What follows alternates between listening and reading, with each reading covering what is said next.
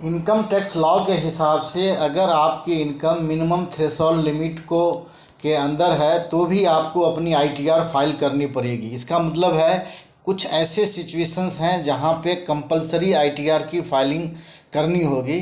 और income tax law के हिसाब से 7 तरह की सिचुएशंस में अगर आपकी इनकम ना भी हो तो भी आपको कंपलसरी रूप से आईटीआर फाइल करना अनिवार्य है। वो ऐसे 7 तरह के कौन से सिचुएशंस हैं जहां पे आप अपनी आईटीआर फाइल करेंगे, हम आपको एक एक सिचुएशंस के बारे में बताने जा रहे हैं। तो आप हमारे चैनल से जुड़े रहिए। जो पहली बार हैं उसको सब्सक्राइब कर लें, बेल बटन को प्रेस कर लें ताकि आप तक कोई भी नोटिफिकेशन आ जाए। तो पहली सिचुएशन है, अगर आप करेंट अकाउंट मेंटेन करते हैं और करेंट अकाउंट में पूरे साल में अगर डिपॉजिट 1 करोड़ या उससे ज़्यादा हो जाता है। यहाँ पे ये बता दें कि जो डिपॉजिट का मतलब है वो कैश, चेक, सब तरह के डिपॉजिट का मतलब है। अगर करेंट अकाउंट में अगर आपका डिपॉजिट 1 करोड़ या उससे ज़्यादा होता है तो आपको आईटीआर फाइल करनी ही पड़ेगी, चाहे आपकी इनकम हो या ना हो। दूसरी तरह की सिचुएशंस हैं, अगर आपके सेविंग बैंक अकाउंट में 50 लाख या उससे ज़्यादा होता है तो भी आपको आईटीआर फाइल करनी होगी।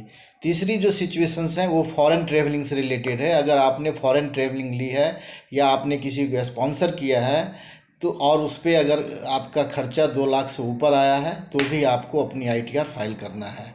और चौथी सिचुएशंस हैं इलेक्ट्रिसिटी कंजम्पशंस को लेके। अगर आपके पास इलेक्ट्रिसिटी का बिल पूरे साल में 1 लाख से ज़्यादा का आपने पे किया है तो भी आपको आईटीआर फाइल करना है, उसका इनकम से कोई मतलब नहीं है। इसके बाद अगर आप अपनी बिजनेस कर रहे हैं और बिजनेस में जो अगर आपका total sale, gross receipts, turnover जो भी कह लीजिए, अगर वो 60 लाख से ज़्यादा है तो भी अपनी आपको आईटीआर फाइल करनी पड़ेगी, चाहे आपकी इनकम इस कंडीशंस में 3 लाख से कम दिखाएं। और अगर आप प्रोफेशनल्स हैं, प्रोफेशनल्स रिसीट्स अगर आपकी है, प्रोफेशन से इनकम आती है, तो ऐसे कंडीशंस में आपकी जो ये प्रोफेशनल रिसीट्स या टर्नओवर पूरे साल में अगर 10 लाख से ज़्यादा है तो भी आपको आईटीआर फाइल करनी पड़ेगी। और जो 7वां और सबसे लास्ट सिचुएशंस हैं कि अगर आपको कोई भी टीडीएस अगर आपके पेमेंट पे कट जाता है और उस टीडीएस और टीसीएस की अमाउंट जो है 25,000 से ज़्यादा होता है पूरे फाइनेंशियल ईयर में, तो भी आपको कंपलसरी आईटीआर फाइल करनी पड़ेगी। अगर आप ऐसे सिचुएशंस में अगर आप कवर होते हैं किसी भी एक सिचुएशंस में और आप आईटीआर फाइल नहीं करते हैं तो फिर आपको आईटीआर फाइल नहीं करने के लिए पेनल्टी और उसके जो भी पेनल कंसिक्वेंसेज हैं उसको फेस करना पड़ेगा।